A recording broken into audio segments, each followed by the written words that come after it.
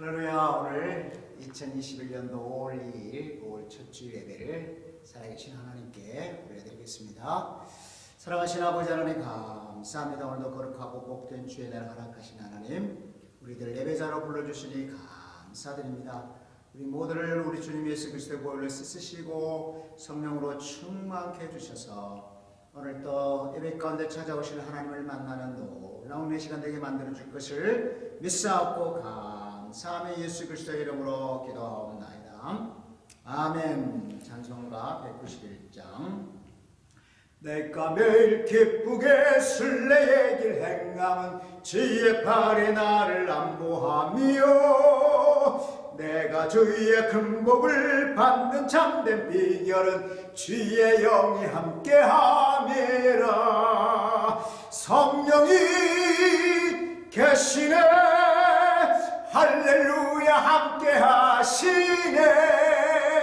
좁은 길 걸으며 밤낮 기뻐하는 것 주의 영이 함께함이라.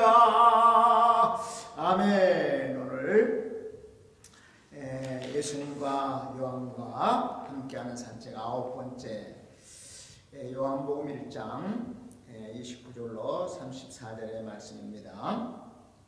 이튿날 요한이 예수께서 자기에게 나오심을 보고 이르되, 보라, 세상죄를 지고 가는 하나님의 어린 양이로다. 내가 전에 말하기를 내 뒤에 오는 사람이 있는데 나보다 앞선 것은 그가 나보다 먼저 계심이라 한 것이 이 사람을 가리킴이라. 나도 그를 알지 못하였으나 내게 와서 물로 세례를 베푸는 것은 그를 이스라엘에 나타내려 함이라 하니라. 요한이 또 증언하여 이르되, 내가 보면 성령이 비둘기같이 하늘로부터 내려와서 그 위에 머물렀더라. 나도 그를 알지 못하였으나 나를 보내 물로 세례를 베풀라 하신 그이가 나에게 말씀하시되, 성령이 내려서 누구 위에든 머무는 것을 보거든 그가 곧 성령으로 세례를 베푸는 이인 줄 알라 하셨기에, 내가 보고 그가 하나님의 아들이심을 증언하였노라 하니라.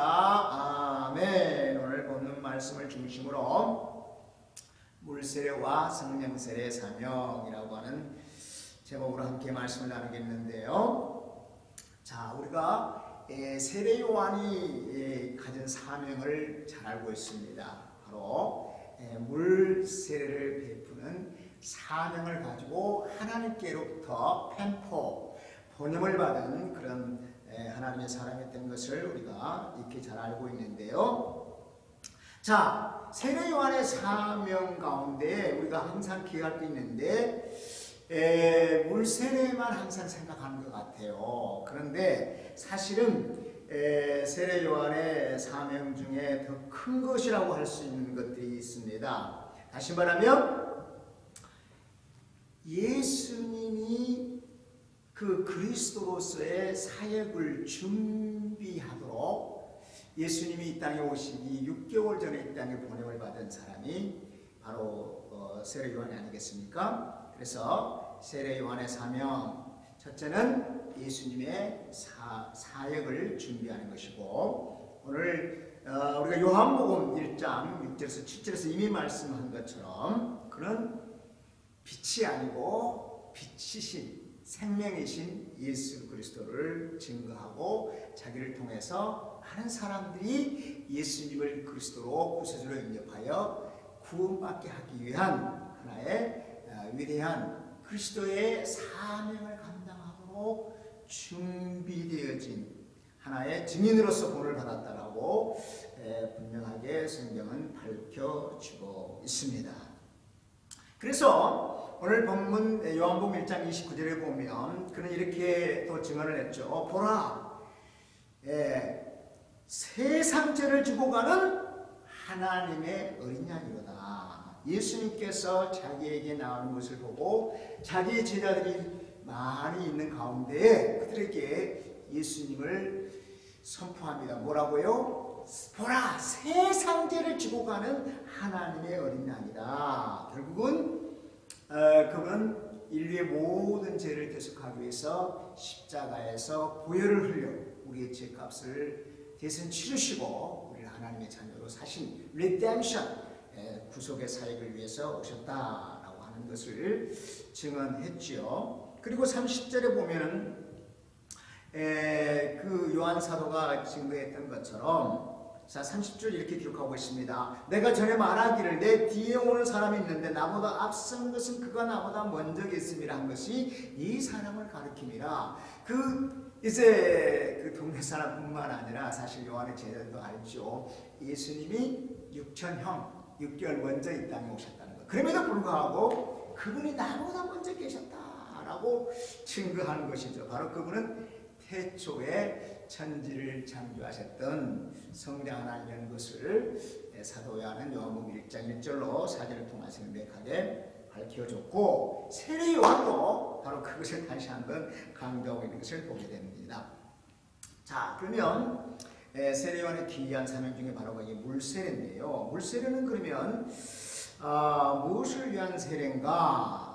자, 오늘 요한복음 1장 33절 상반절에 보면 나도 그를 알지 못하였으나, 나도 예수님이 누구신지 알지 못하였으나 나를 보내어 물로 세례를 베푸라 하신 그이가. 그래서 세례 요한을 보내서 물 세례를 베풀도록 하신 분이 누굽니까? 바로 하나님이시죠. 성부 하나님이십니다. 바로 그분이 물세례를 베풀라고 얘기했다라고 명백하게 오늘 본문에서 기록을 하고 있는데요. 자, 우리 마가복음에 보면은요, 세례 요한이 광야에 이르러 죄사함을 받게 하는 회개의 세례를 전파하니 온 유대 지방과 예루살렘 사람이 다 나아가 자기 죄를 자복하고 요단강에서 그에게 세례를 받더라. 그래서 물세례의 목적은 제사함을 받게 하기 위한, 회개를 위한 세례라고 하는 것을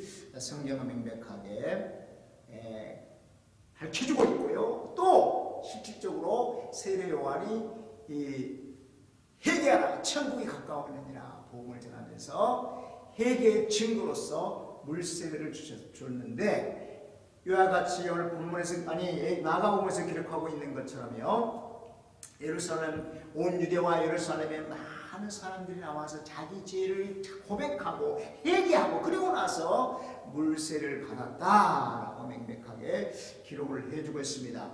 자, 그런가 하면은요, 예수님의 세례 요한의 사역 가운데는 이 물세례뿐만 아니라 아주 또 중요한 사역이 하나 있습니다. 그것이 뭐냐면은 바로 내 뒤에 오실 분, 그리스도, 인류의 구원자이신, 궁극적인 구원자이신 그분이 어떤 분인가를 밝히는 사역인데요. 바로 그분은 성령으로 세례를 베푸신 분이다 라고 하는 것을 세례 요한이 증언하고 있는 것이고, 그것이 또한 세례 요한의 귀한 사명 중에 하나였다는 것을 깨닫게 되는 것입니다.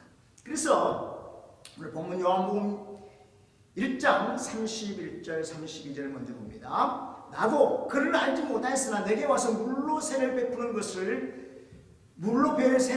것은 그를 이스라엘에 나타내려 하니라. 요한이 또 증언하기를 내가 보매 성령이 비둘기같이 하늘로부터 내려와서 그의 위에 머물더라. 실질적으로 이제 물세례 사명을 가지고 회개의 세례 물세례를 베푸고 있을 때에 예수님이 오셔서 세례를 베풀라고 그랬잖아요.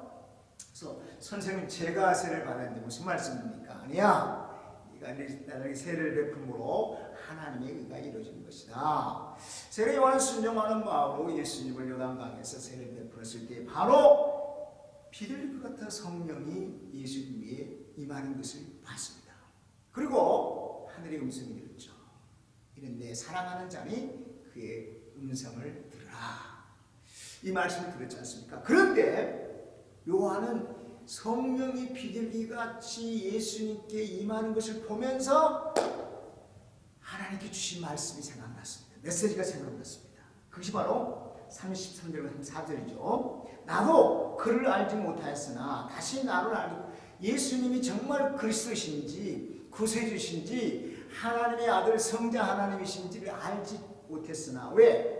제가 육신적으로 보면 육천형이잖아요. 그러니까 그분이 정말 메시아인지 아무래도 확증이 없었던 것이죠. 그런데 명백하게 확증한 증거가 있었다는 겁니다. 그것이 뭡니까? 성령이 비둘기같이 예수님께 임하는 광경이에요. 왜? 자 보세요. 오늘 33절 34절 보세요. 나도 그를 알지 못하였으나, 다시 반복합니다. 31절에서도 나도 그를 알지 못하였으나 그랬어요. 나를 보내 물로 세를 베풀어 하신 그이가 나에게 말씀하시되 성령이 내려서 누구 위에든지 머무는 것을 보거든 그가 곧 성령으로 세례를 베푸는 줄 알라 하셨기에 내가 보고 그가 하나님의 아들이심을 증언하였노라 하니라. 요한복음 1장 33절 그리고 35절까지 말씀이죠. 자 그러면 여기서 나도 알지 못했는데 명백한 증거가 있으면 뭐냐? 나를 보내 물로 세를 주라고 하신 하나님께서 말씀하신 게 생각이 났습니다. 뭐라고요? 성령이 내려서 누구에든 머무는 것을 보거든 바로 그분이 어떤 분이냐? 성령으로 세례를 베푸신 이인 줄을 알라. 그래서 바로 그분이 성령 세례를 베푸시는 분이요 하나님의 아들 성자 하나님이요 그분이 그리스도라고 하는 것을 증언하기 명백하게 증언했다라고 지금 세례 요한이 고백하는 것을 사도 요한이 기록하고 있는 것을 보게 됩니다. 그래서 자 보세요. 세례 요한도 예수님이 정말 그리스도인가? 정말 하나님의 아들이신가? 그랬는데 그 증거 하나님 말씀 뭐였어요? 비둘기와 같이 성령이 그에게 임하는 것을 보거든 바로 그분이 성령 세례를 주실 인류의 구원자 성자 하나님 예수 그리스도라는 것을 알게 됐다라고 고백을 하고 있는 것입니다. 그래서 이 성령 세례를 베푸는 분이 바로 예수님이라고 하는 것을 이 사도 요한만 얘기한 게 아니고요. 사복음서 기자들이 세례 요한의 고백을 통해서 동일하게 기록하고 있는 것을 보게 됩니다. 먼저 사복음서의 마태 기자는 마태복음 3장 11절에서 나는 너희로 회개하기 위하여 물로 세례를 베풀거니와 여기서도 마태도 그렇죠. 세례 요한의 고백을 기록하고 있습니다. 나는 회개하기 위해서 물로 세례를 준다. 그러나 내 뒤에 오시는 분은 나보다 능력이 많으시니 나는 그의 신을 들기도 감당하지 못하겠노라. 그는 성령과 불로 너희에게 세례를 베푸실 것이요. 그래서 내 뒤에 오시는 신들매조차도 감당하기 어려운 그 능력 있는 분이 오시는데 그분이 바로 그리스도요 메시아이신데 그분은 바로 성령과 불로 세례를 베푸실 것이다. 이렇게 말씀하고 있어요. 이 사복음서 가운데요. 모두가 다 성령을 얘기하고 있는데 특히 마태 누가는 성령과 불을 얘기하고 있어요.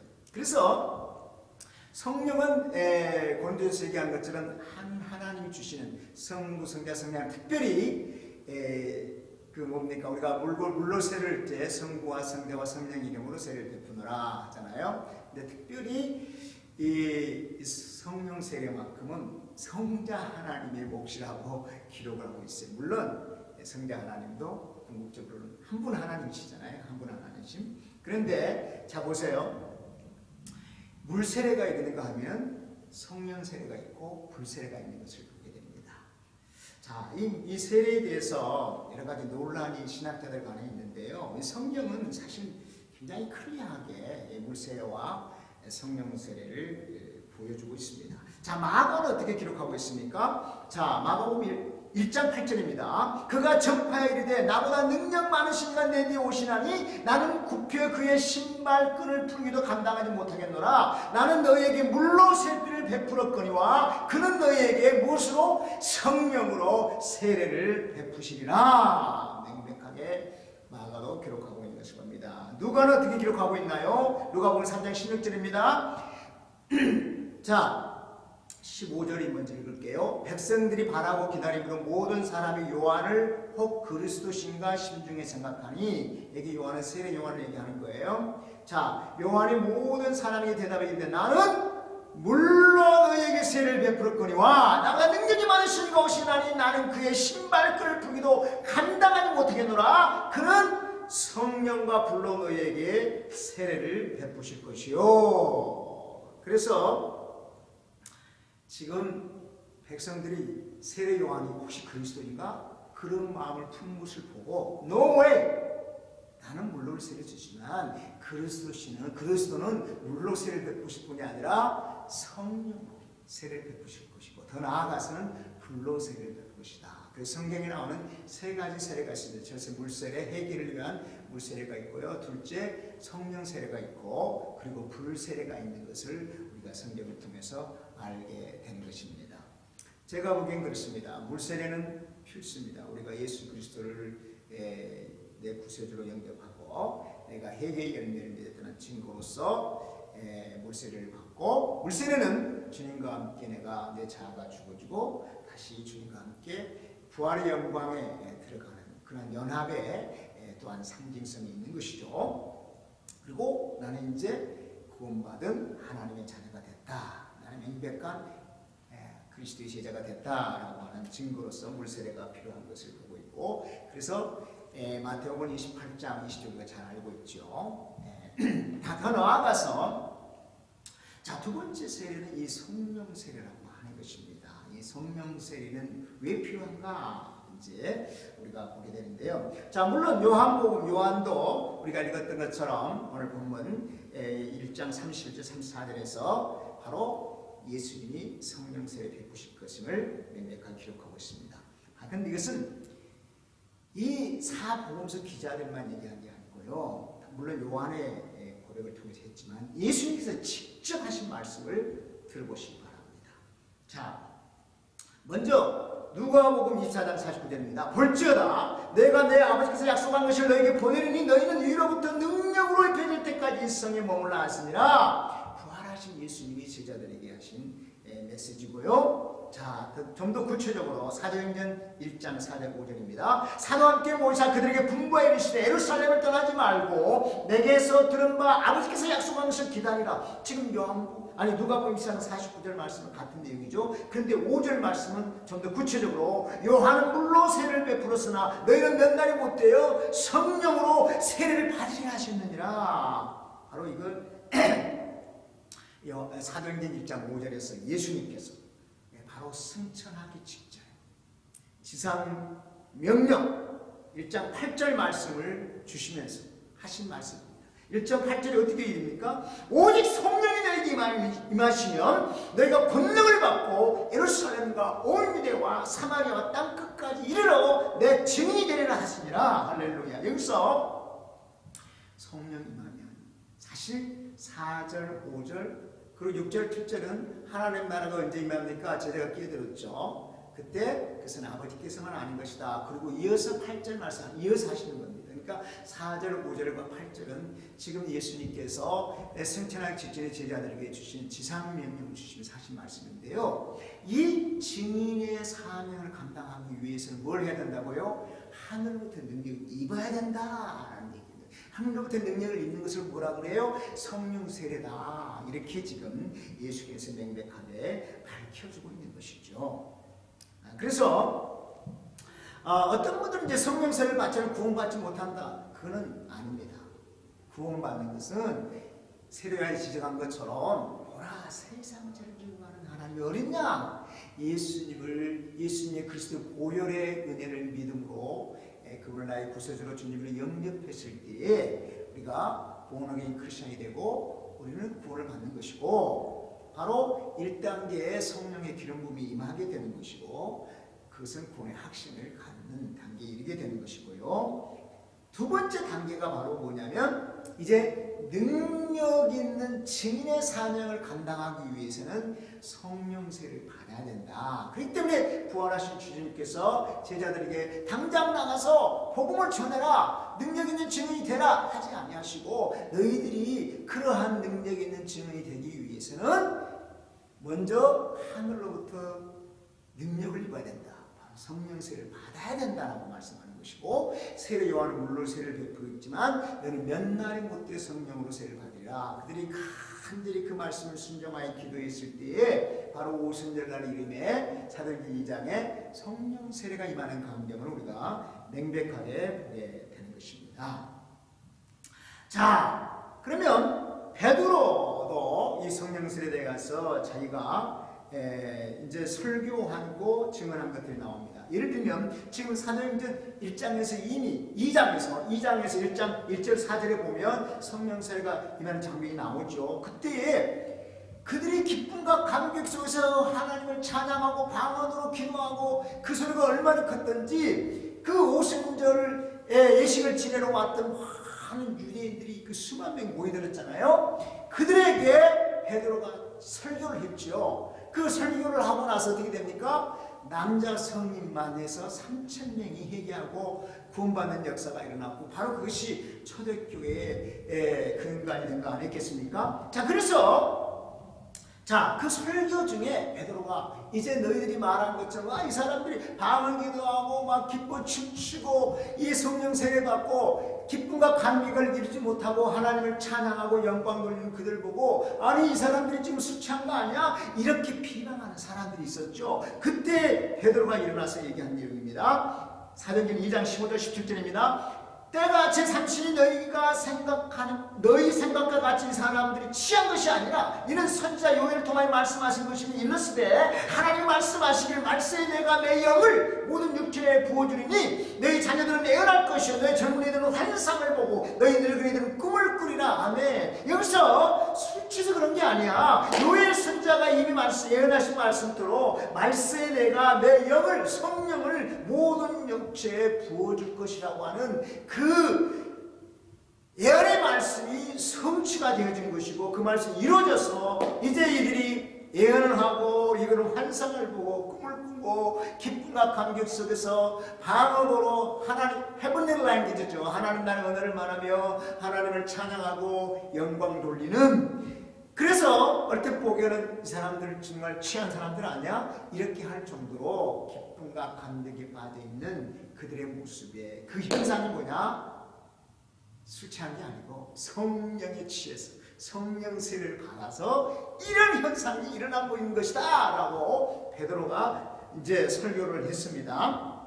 자, 근데 실질적으로 베드로가 이제 성령 세례가 임하는 간격이 어디 있냐면은 사도행전 10장에 보면 바로 이방인 이달리아 이방인 백부장 고넬료 집안에서 나타난 것을 우리가 알게 된 것이죠. 그때 이제 우리가 10장으로 자세하게 어떻게 해서 베드로가 고넬료 집안에 가게 됐는가를 기록하고 있고요. 거기에 가서 말씀을 전했습니다. 그랬더니 무슨 일이 일어났습니까? 자, 11장, 사도행전 11장 15절 18절입니다. 내가 말을 시작할 때 사실 복음을 전할 때를 얘기하는 것입니다. 그들에게 성령이 그들에게 임하시기를 처음 우리에게 하시는 것 같이 하는지라. 성령이 그들이 임했는데 처음 우리들이 하신 건 뭐예요? 마가의 다락방에 오순절 날에 임했던 그 성령의 역사가 이례적으로 끝났다고 주장하는 성도들, 그 학자들인데 no way. 지금 고넬료 집안에서 그 일이 다시 일어났다라고 지금 베드로가 증거하고 있는 거 아니겠어요? 자, 내가 주의 말씀에 요한은 물로 세례를 베풀어서 너희는 성령으로 세례를 받으리라 하신 것이 생각남더라. 바로 사도행전 1장 5절에서 생차는 직전에 주님께서 하신 말씀이 생각이 났다는 거예요. 무슨 말씀이요?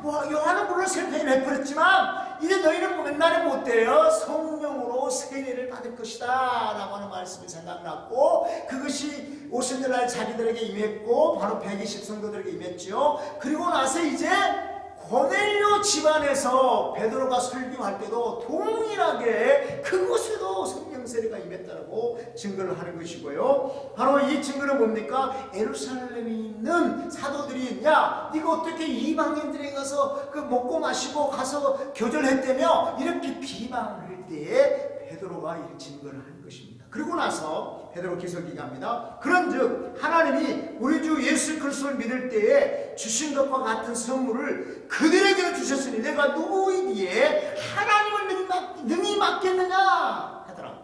자, 우리가 믿을 때 우리가 간절히 올 때 성령 세례를 받은 것처럼 그 이방인들에게도 내가 복음을 전할 때 그들이 성령이 임했는데 그것이 성령 세례 주체이신 주님께서 주신 것인데 내가 어떻게 그 하나님의 일을 막을 수 있겠느냐 이렇게 얘기를 하는 것이죠.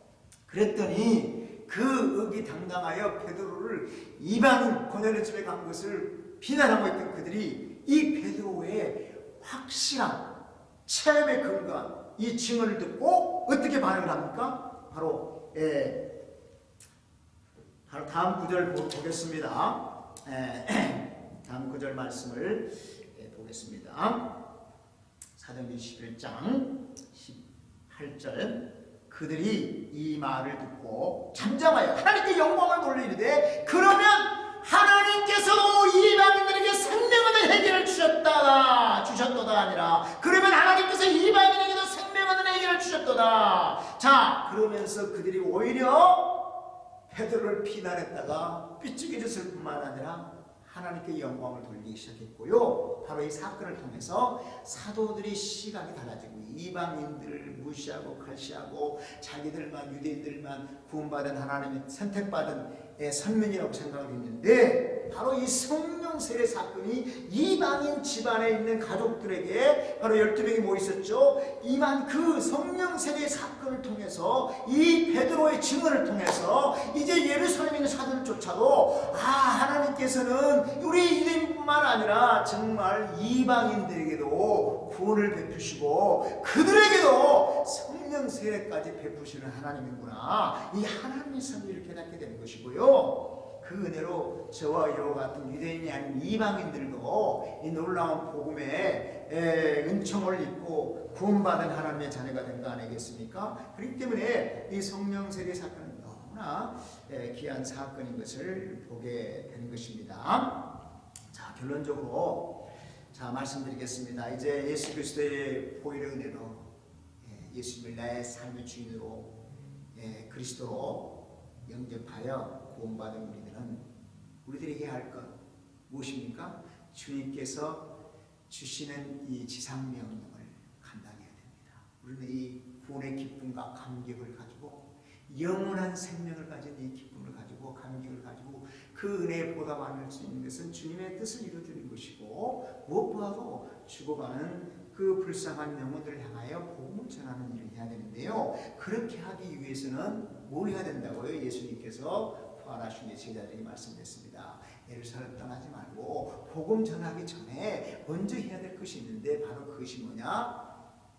성령 세례를 받아라. 하늘로부터 능력을 입어라. 그러면 너희가 권능을 받고 예루살렘과 온 유대와 사마리아와 땅 끝까지 내 증인이 되리라. 이렇게 말씀이 이어지는 거 아니겠습니까? 그렇기 때문에 성령 세례가 구원받은 조건이 아니고요. 구원받는 조건은 예수님을 내 삶의 주인으로 그리스도 왕으로 모셔드리고 그분을 내 삶의 구세주로 모셔드리고 이제 그분과 함께 더불어 사는 삶. 바로 그것은 구원받은 하나님의 자녀의 모습입니다. 그러나 이제 그걸로 만족하는 것이 아니라 이 주님께서 우리에게 주신 이 귀한 사명을 감당하기 위해서 하늘로부터 능력을 입어야 됩니다. 그것이 바로 성령 세례라고 하는 것이죠. 그래서 예수님께서 지상명령을 주시면서 사도행전 1장 4절 5절에서 이 말씀을 함께 주고 계신 것을 우리가 명백히 깨닫게 되는 것입니다. 그렇기 때문에 누가 성령 세례를 받느냐? 사모하는 자에게 하나님 주시다고 그랬고요. 모든 하나님의 자녀들에게 요엘서에서 약속하신 요엘서 2장 8절이죠. 그 성령 세례를 모든 육체에게 부어주신다고 약속했어요. 그래서 내가 정말 회개하고 성령을 사모할 때 무엇을 위해서? 내가 주님의 능력 있는 증인 되기 원합니다. 주님의 뜻을 이루어드리고 땅끝까지서 이 복음의 삶을 감당하기 원합니다. 주여 내게 성령을 부어주시고 성령 세례를 베풀어 주시고 능력으로 충만케 만들어 주옵소서라고 기도하고 그에게 임하는 것을 보게 됩니다. 그래서 저 자신도 고등학교나 겨울방학 때 이 성령 세례를 받고 드디어 하나님이 살아계신 것을 깨닫게 되고 또한 이 복음의 사명을 제가 받게 된 것입니다. 자, 이제 구체적으로 그러면 어떻게 성령 세례가 임하는지 그 성령 세례가 임한 사례들을 이제 또 사도 바울의 사역을 통해서 베드로의 사역을 통해서 우리가 이제 살펴볼 텐데요. 다음 시간에 사도행전에 나타난 성령 세례의 사례들을 함께 살펴보도록 하겠습니다. 잠깐 기도하겠습니다. 아버지 하나님 감사합니다. 우리를 정말 그리스도의 보혈의 은혜로 우리에게 또 믿음 주셔서 그 주님을 내 삶의 주인으로 그리스도로 구세주로 왕으로 영접함으로 본어게인 크리스천이 되게 하신 것 감사합니다. 이제는 더 이상 우리가 죄의 종이 아니고 사단의 종이 아니고 우리가 지옥의 자식들이 아니라 이제 영광스러운 하나님의 나라의 주인공이요 하나님의 자녀가 되었고 이제는 영원한 생명을 누리는 위대한 본어게인 크리스천이 되었습니다. 우리는 은혜에 감사하며 감격하며 행한 일은 주님께서 우리에게 주신 땅끝까지를 증인되는 복음의 사명을 감당하기를 원합니다. 그러하기 위해서 주님께서는 명령했습니다. 예루살렘을 떠나지 말고 아버지의 약속한 곳 요한은 물로 세를 베풀으나 내는 몇 날이 못되어 성령으로 세를 받으리라 말씀하신 그 성령 세를 받고 모두가 하늘의 능력 권세를 충만하여 주님 주신 귀한 사명을 땅끝까지를 성취되는 위대한 믿음의 사람들이요. 그랬을 때 하늘나라에서 별처럼 빛나는 상급을 받아 누리고 영원토록 영광을 누리는 가장 좋은 분기하고 복된 우리 기쁨에 충만한 교회 모든 성도들과 이 땅에 있는 모든 하나님의 사람들 모든 교회들이 다 되게 만들어 주시옵소서. 감사하고 예수 그리스도의 이름으로 기도합니다. 아멘. 할렐루야. 감사합니다.